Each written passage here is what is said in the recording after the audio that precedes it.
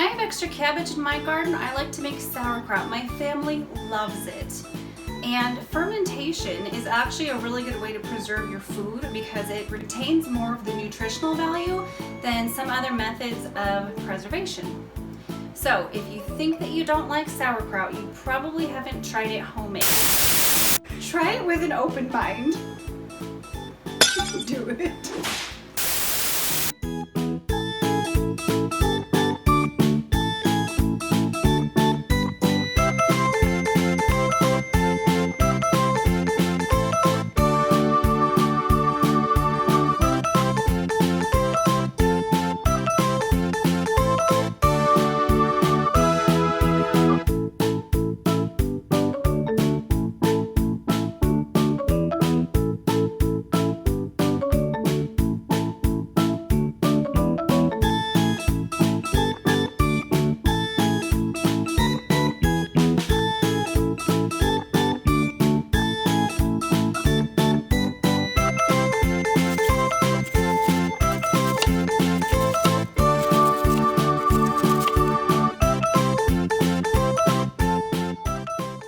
After you slice each quarter, put it in your bowl and sprinkle with approximately 1/4 of the salt.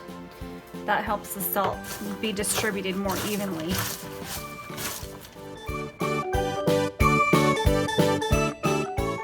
At this point, I press a couple cloves of garlic right in.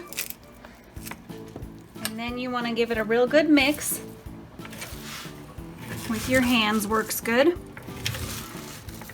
And then we'll let this set for an hour so that the salt can draw out the liquid from the cabbage. And it's gonna make a nice brine, and then the cabbage doesn't get bruised because it's soft.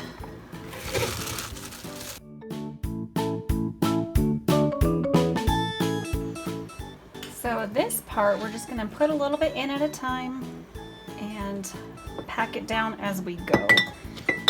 You want it nice and tight in there because air bubbles leave room for bacteria growth. So we want to minimize that. And believe it or not, that whole head of cabbage should come really close to all fitting in this jar.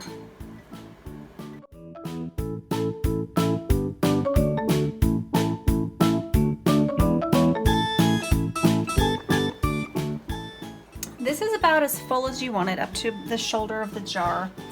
We had a little bit that didn't fit, but that's okay. You can use that for a salad or something. But what you want to do is any of the extra brine, you want to pour in there so you have plenty of brine in your jar. Next, you're going to take this leaf that you set aside and put it on top, and that's going to hold everything, all the little pieces down in there.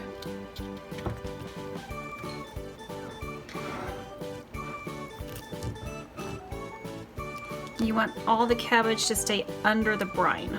That's going to keep it safe from bacteria or any mold.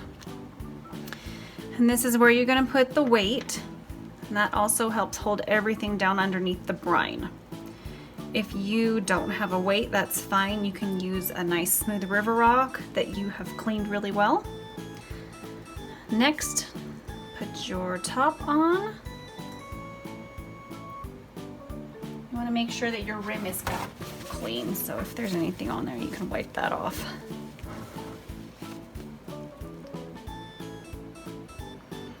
And also, if you don't have one of these tops, you can put a regular canning ring and lid, and just don't tighten it down all the way so that the gases can escape, and you want to burp it. So at each day, if you don't have one of these tops, you're gonna open it so that you can let any gases out so they don't build up pressure.